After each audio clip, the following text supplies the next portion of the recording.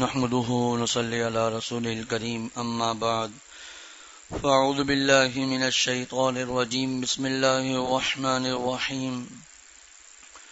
وعلى الذين هادوا حرمنا كل ذي ظفر ومن البقر والغنم حرمنا عليهم شحومهما إلا ما حملت ظهورهما أو الحوايا أو ما اختلط بعظم ذلك جزيناهم ببغيهم وإنا لصادقون فإن كذبوك فقل ربكم ذو رحمة واسعة ولا يرد بأسه عن القوم المجرمين سيقول الذين أشركوا لو شاء الله ما أشركنا ولا آباؤنا ولا حرمنا من شيء كذلك كذب الذين من قبلهم حتى ذاقوا بأسنا قل هل عندكم من علم فتخرجوه لنا إن تتبعون إلا الظن وإن أنتم إلا تخرصون قل فلله الحجة البالغة فلو شاء لهداكم أجمعين قل هلم شهداءكم الذين يشهدون أن الله حرم هذا فإن شهدوا فلا تشهد معهم ولا تتبع أهواء الذين كذبوا بآياتنا والذين لا يؤمنون بالآخرة وهم بربهم يعدلون. سورۃ الانعام کی آیت نمبر 146 سے 150 تک ابھی تلاوت کی گئی اور یہیں پر سورۃ الانعام کا 18واں رکوع اور ولو اننا 8ویں پارے کے 5 رکوع مکمل ہو جاتے ہیں.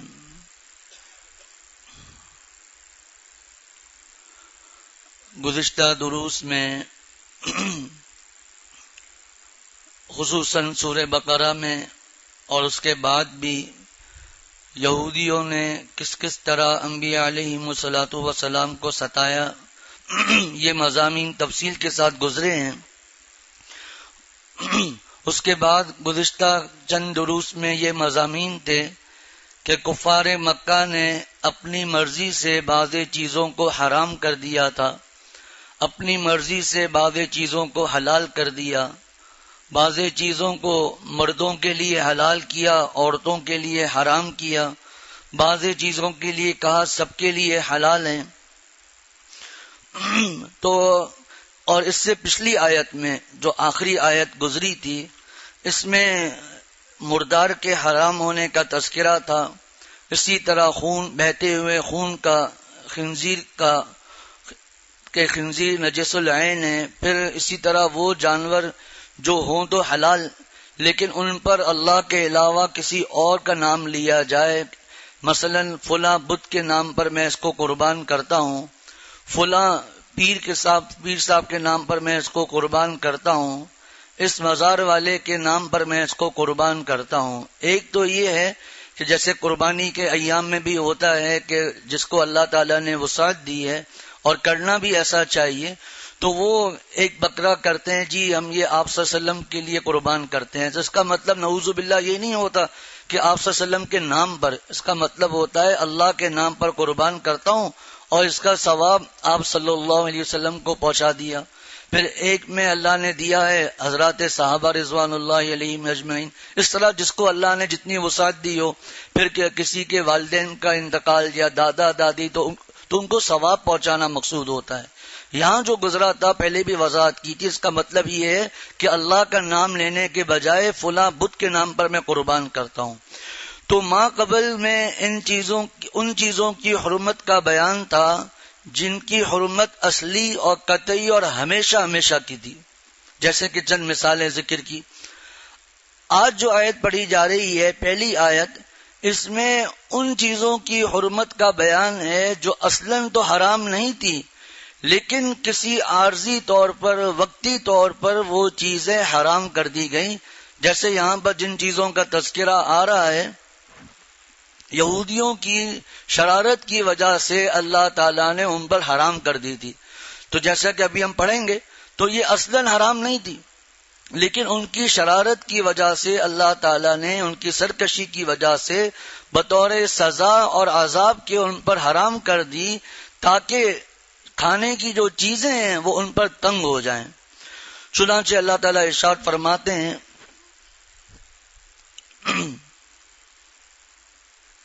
اللہ تعالیٰ ارشاد فرماتے ہیں وَعَلَى الَّذِينَ هَادُوا، ان لوگوں پر جو یہودی ہیں، یہودیوں پر ہم نے حرمنا کل ذی ظفر، ہر ناخن والے جانور کو حرام کر دیا تھا. وَمِنَ الْبَقَرِ وَالْغَنَمِ، اور گائے اور بکری کے اجزاء میں سے حرمنا علیہم شحومہما، ان کی چربیاں ہم نے ان پر حرام کر دی تھی. الا ما حملت ظہورہما او الحوایا او مختلط بعظم، مگر وہ چربی حمل ظہورہما جو ان جانوروں کی یعنی گائے اور بکری کی پشتوں پر تھی، او الحوایا یا ان کی آنتوں پر لگی ہوئی ہو، او مختلط بعظم یا اس جانور کی کسی ہڈی سے ملی ہوئی ہو. ایسا کیوں ہوا؟ ذالک جزیناہم ببغیہم، ہم نے ان کو ان کی سرکشی کی، ان کی بغاوت کی سزا دی تھی. وَإِنَّا لَصَادِقُونَ، اور ہم یقیناً سچے ہیں. سب کی تفصیلات انشاءاللہ بعد میں، لیکن ابھی مختصر طور پر اب یہ کفار مکہ اور یہاں پر یہود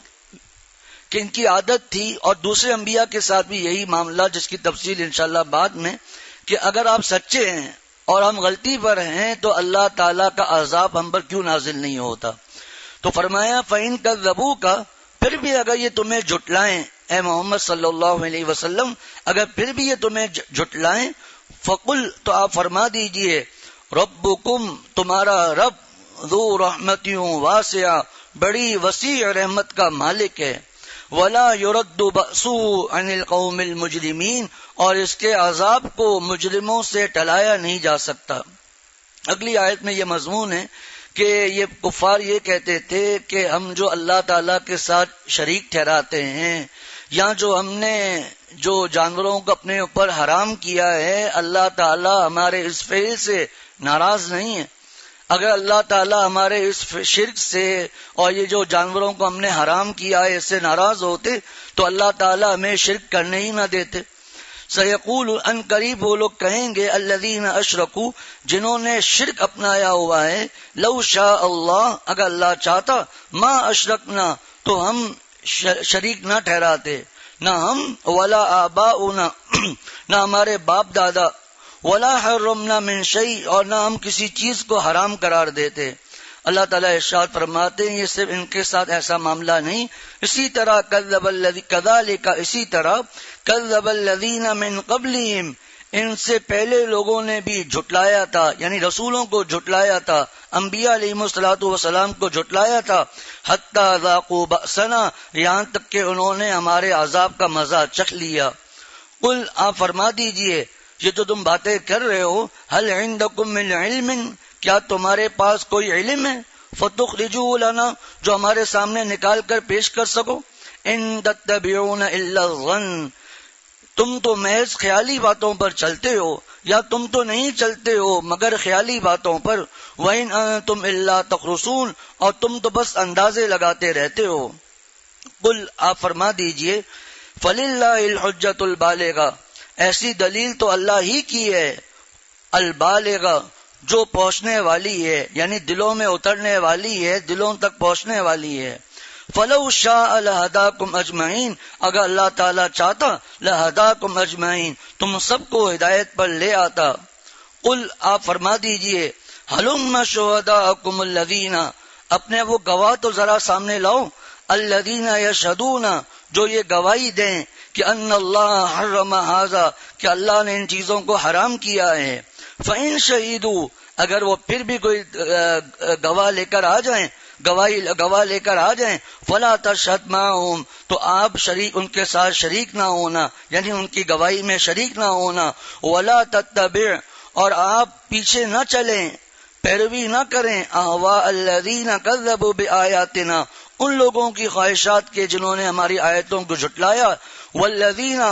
اور جو لا یؤمنون بالآخرہ آخرت پر یقین اور ایمان نہیں رکھتے، وہم بربہم یعدلون اور جو دوسروں کو اپنے رب کے اپنے پروردگار کے برابر مانتے ہیں۔ جیسا کہ ابھی شروع میں عرض کیا کہ ان یہودیوں نے اپنی مرضی سے کچھ چیزوں کو اپنے اوپر حرام کر دیا تھا، تو اللہ تعالیٰ نے بطور سزا کے جو چیزیں دوسروں پر حلال تھی ان پر حرام کر دی تاکہ رزق کا دائرہ ان پر تنگ ہو جائے۔ جیسے کہ چھٹے سپارے میں کے شروع میں بھی یہ مضمون گزرا تھا، فَبِظُلْمٍ مِّنَ الَّذِينَ هَادُوا حَرَّمْنَا عَلَيْهِمْ طَيِّبَاتٍ أُحِلَّتْ لَهُمْ کہ یہ جو یہودی تھے، ہادو جو یہودی تھے، ان کی زیادتیوں کی وجہ سے، ظلم کی وجہ سے اللہ تعالیٰ نے جو چیزیں دوسروں کے لیے پاکیزہ چیزیں حلال تھی ان کے لیے حرام کر دی۔ تو فرمایا اللہ تعالیٰ نے آیتوں میں وَعَلَى الَّذِينَ هَادُوا حَرَّمْنَا كُلَّ ذِي ظُفُرٍ کہ یہودیوں پر ہم نے ناخن والے جانوروں کو حرام کر دیا تھا۔ اس سے کون سے جانور مراد ہیں؟ تفسیروں میں لکھا ہے اس سے اونٹ، شتر مرغ، بدخ، مرغابی وغیرہ یہ مراد ہیں۔ اور یہ جو فرمایا کہ ناخون والے، اس کا مطلب حضرت مفتی محمد عاشق الہی صاحب رحمۃ اللہ علیہ نے فرمایا اس سے مراد وہ جانور ہیں جن کے پنجے یا کھر پھٹے ہوئے نہ ہوں۔ تو یہ جو جانور تھے اونٹ، شتر مرغ، بدخ، مرغابی وغیرہ ان پر حرام، لیکن جو گائے اور بکریاں تھیں ان کا گوشت کھانا تو ان کے لیے حلال تھا، لیکن ان جانوروں کی جو چربیاں تھی گائے اور بکری کی یہ ان کے اوپر حرام تھی۔ ایک بات یہاں سمجھ لیں کہ قربانی کا جو جانور ہوتا ہے یا عام دنوں میں بھی جو جانور ذبح کرتے ہیں یا جانور کا گوشت خریدا جاتا ہے اور بعض کھایا جاتا ہے، تو ابھی میں پوری تفصیل تو یہاں نہیں بتاؤں گا، لیکن اتنا بتاؤں گا کہ اس کا فتویٰ لے لیں کہ حلال جانوروں میں بھی 7 چیزیں حرام ہیں۔ ان 7 میں سے 1-2 چیزیں ایسی ہیں جو ہماری مارکیٹوں میں، ہمارے ہوٹلوں میں شوق سے کھائی جاتی ہیں، اس لیے اس کا پوچھنا چاہیے کہ بعد میں پھر افسوس ہوتا ہے کہ ہم نے کیا کیا، اتنے عرصے تک ہم حرام کھاتے رہے۔ تو اس لیے فتویٰ لے لیں دارالفتہ سے یا بعد میں پوچھ لیں کہ کیا کون سی بہت شوق سے کھائی جاتی ہیں، بالکل حتیٰ کہ بہت عرصہ پہلے کی بات ہے، غالباً سن 2001 یا 2 میں، تو ایک صاحب تھے، انہوں نے یہی کہا جب کوئی بات ہوئی، میں نے کہا یہ تو حرام ہے، تو انہوں نے یہ بات کہہ دی کہ بھائی لوگ تو شوق سے کھاتے ہیں۔ تو اس وقت ایک جملہ سنا ہوا تھا کہ ہم نعوذ باللہ لوگوں پر ایمان نہیں لائے، ہم اللہ اور اس کے رسول صلی اللہ علیہ وسلم پر ایمان لائے ہیں۔ تو پھر بعد میں انسان کو افسوس ہوتا ہے کہ کئی باتیں ایسی سامنے آتی ہیں، بس اب مایوسی نہیں ہے، توبہ ہے، اللہ تعالیٰ سے آدمی معافی مانگ لے۔ تو یہ چربیاں اوروں کے لیے حلال لیکن ان کے لیے حرام تھی، لیکن اللہ تعالیٰ نے فرمایا کہ وہ چربی جو جانور کی پشت پر لگی ہوئی ہے یا ان کی آنتوں پر لگی ہوئی ہے یا ان کی ہڈی سے ملی ہوئی ہے، وہ چربی تھوڑی سی لگی ہوئی ہے، اس کی کھانے کی تو اجازت تھی، وگرنہ چربی کا کھانا ان کے لیے حرام تھا۔ ذالک جزیناہم ببغیہم، ایسا کیوں ہوا؟ اللہ تعالیٰ ارشاد فرماتے ہیں ذالک جزیناہم ببغیہم، یہ ہم نے ان کو ان کی سرکشی کی سزا دی تھی، ان کی جیسے میں نے آیت پڑھی، ان کے ظلم کی وجہ سے، ان کی شرارتوں کی وجہ سے یہ سزا دی گئی۔ وَإِنَّا لَصَادِقُونَ، یہ یہود یہ کہتے تھے کہ نہیں یہ چیزیں ہمارے اوپر اللہ نے حرام نہیں کی ہیں، بلکہ یہ حضرت نوح علیہ الصلوۃ والسلام اور حضرت ابراہیم علیہ الصلوۃ والسلام سے، حضرت یعقوب علیہ الصلوۃ والسلام سے یہ چیزیں حرام ہوتی ہوئی چلی آ رہی ہیں۔ تو یہ چیزیں یہ چوتھے سوارے میں مضمون گزر چکا تھا۔ تو یہ اونٹ کا گوشت ہمارے اوپر حرام کیا گیا ہے، یہ اللہ کی طرف سے، یہ ہم نے ہمارے گناہوں کی وجہ سے نہیں ہے، بلکہ یہ حضرت یعقوب علیہ السلام سے ہی ایسا ہے، حضرت ابراہیم علیہ السلام سے، حضرت نوح علیہ السلام سے۔ تو اللہ تعالیٰ نے فرمایا ہم نے ان کو حرام کیا ہے ان کی سرکشی کی وجہ سے، وَإِنَّا لَصَادِقُونَ، اور ہم یقیناً سچے ہیں۔ اب وہ بات آ رہی ہے کہ جو یہ کفار مکہ بھی یہ جملہ کہتے تھے، ہمارے دروس میں کئی آیتیں گزر بھی چکی اور کئی آیتیں آئندہ آتی رہیں گی مسلسل، کہ ہر نبی کے ساتھ یہی معاملہ ہوا کہ اگر آپ سچے ہیں اور ہمیں ایک اللہ کی طرف بلا رہے ہیں، اپنے اوپر ایمان لانے کا کہہ رہے ہیں، بت پرستی سے منع کر رہے ہیں، تو وَيَقُولُونَ مَتَىٰ هَٰذَا الْوَعْدُ إِن كُنتُمْ صَادِقِينَ، اگر آپ سچے ہیں تو بتائیے وعدہ کب صادق آئے گا؟ حضرت شعیب علیہ السلام سے یہ کہنا شروع کیا فَأَسْقِطْ عَلَيْنَا كِسَفًا مِّنَ السَّمَاءِ، اگر آپ سچے ہیں تو آسمان کا کوئی ٹکڑا ہمارے اوپر گرا کر دکھا دیجئے۔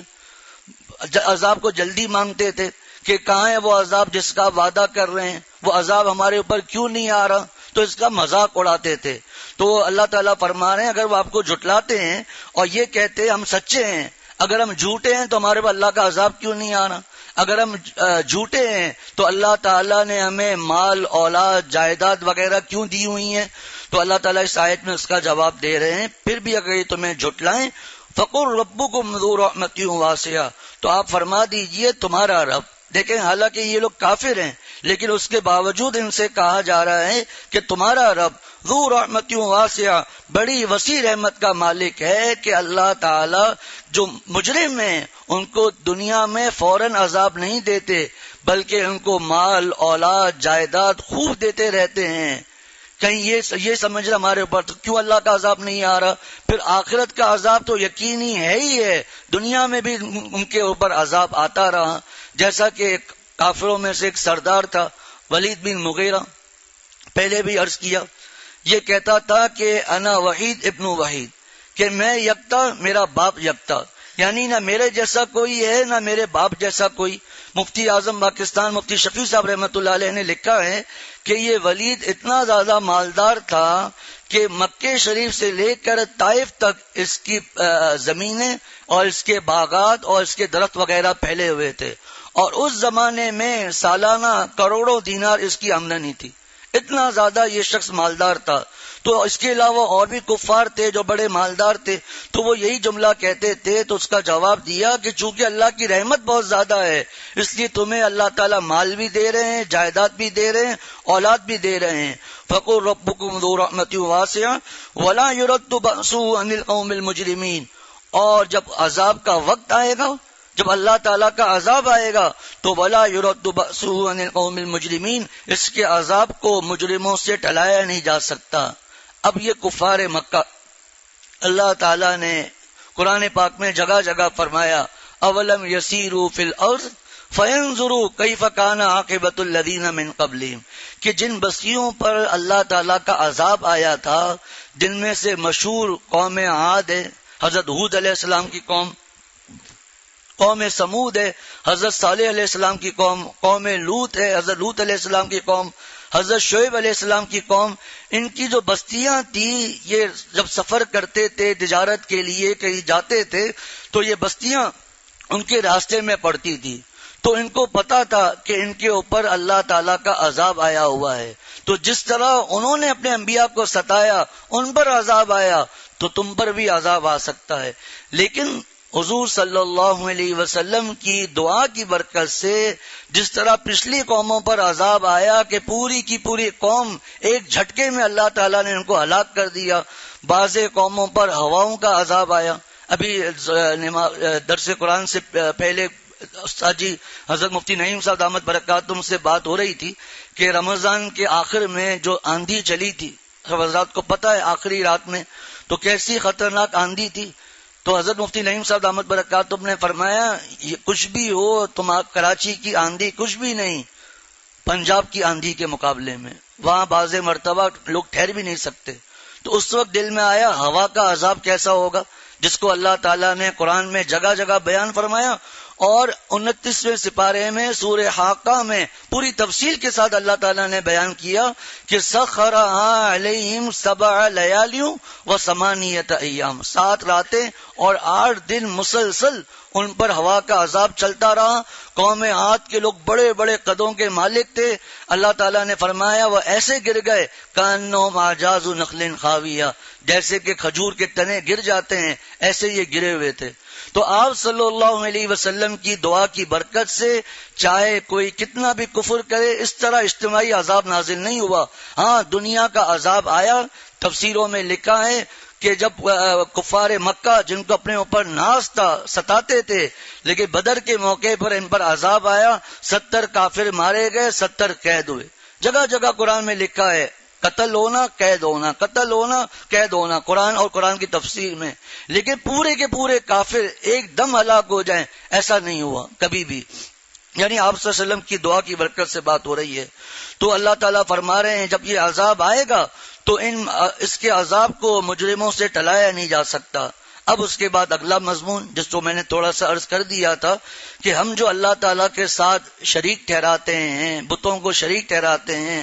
ہم نے جو کچھ اپنے اوپر حرام کر دیا، جیسے کہ ہمارے دروس میں گزر چکا کہ بعض چیزیں مردوں کے لیے حلال، بعض فلاں مردوں کے لیے حلال، فلاں کے لیے حلال نہیں، بعض چیزیں ہمارے جو بت ہیں وہاں کے جو مجاور ہوتے ہیں ان کا خیال رکھنے والے ان کے لیے حلال۔ تو یہ جو ہم نے چیزیں ہم نے اپنے اوپر حرام کی ہیں یا جو اللہ تعالیٰ کے ساتھ شریک ٹھہراتے ہیں، اللہ تعالیٰ کو ہمارا یہ فعل پسند ہے۔ اگر اللہ تعالیٰ کو ہمارا یہ فعل پسند نہ ہوتا، اللہ ناراض ہوتے، تو اللہ تعالیٰ ہم لوگوں کو روک دیتے۔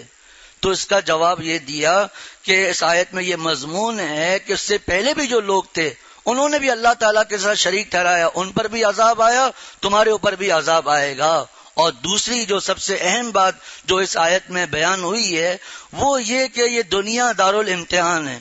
اللہ تعالیٰ نے، اگر ہم الحمدللہ مسلمان ہیں، اللہ تعالیٰ نے ہمیں نیکی کا بھی موقع دیا ہے، گناہ بھی ہمارے سامنے کر دیے۔ اب اگر کوئی گناہ کر کے یہ کہے کہ اللہ تعالیٰ کو میرا یہ گناہ کرنا پسند ہے، اگر اللہ تعالیٰ میرے اس گناہ کو ناپسند کرتے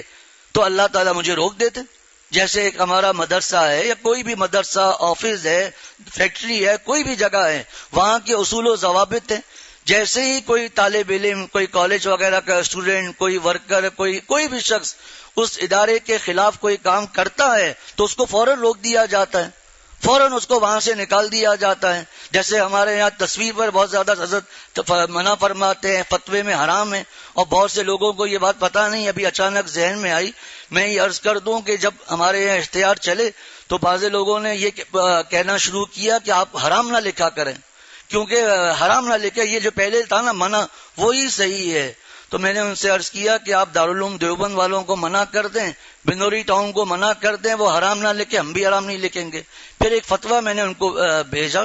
کہ دارالعلوم دیوبند میں کسی نے یہ سوال کیا کہ مجھے ایک شخص، یہ دارالعلوم دیوبند کی ویب سائٹ پر موجود ہے، کوئی بھی اس کو دیکھ سکتا ہے، کہ مجھے میرے ایک دوست نے کسی جاندار کی ویڈیو دکھائی، میں نے اس سے کہا حرام ہے، تو اس نے کچھ بات کی تو میں نے اس سے کہا کہ حضرت والد صاحب دامت برکاتہ ان کا نام لے کر اس میں سوال لکھا ہوا ہے کہ انہوں نے ہمیں فتویٰ بتایا ہے کہ حرام ہے۔ تو جواب میں اس طرح لکھا ہے کہ مولانا فیروز صاحب جو فرما رہے ہیں وہ بالکل صحیح ہے، تصویر حرام ہے۔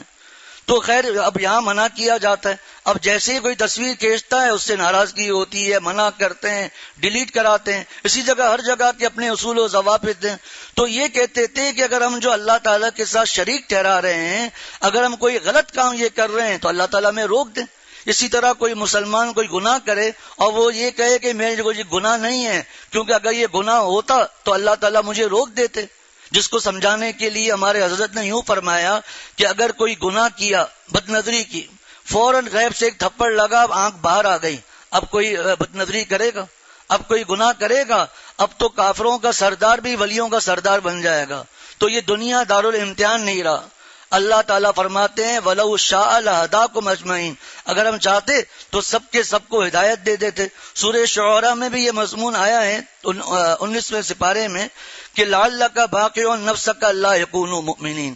جب کفار مکہ ایمان نہیں لاتے تھے تو دیکھیں آج ایک اللہ کے ولی ہیں، ان کو بھی جب وہ دیکھتے ہیں کہ میرے احباب گناہ نہیں چھوڑتے ان کو غم ہوتا ہے۔ تو آپ صلی اللہ علیہ وسلم کا کیا مقام؟ تو جب آپ صلی اللہ علیہ وسلم دیکھتے تھے کہ کفار ایمان نہیں لاتے تو آپ کو اتنا غم ہوتا تھا، اتنا شدید غم ہوتا تھا کہ اللہ تعالیٰ نے یہاں بھی آیت ہے